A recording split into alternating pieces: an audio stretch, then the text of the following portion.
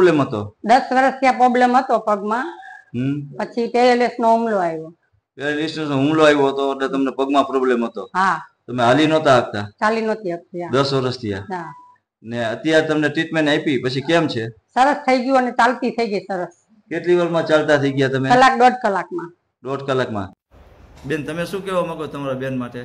બસ એ જ કહેવા માંગુ છું કે મારા બેનને તો આ સરસ થઈ ગયું અને આ એક જયસુખભાઈની ગોલ્ડ ગિફ્ટ કહેવાય કે એને 1 કલાકમાં મારી બેનને આટલી સાજી કરી દીધી.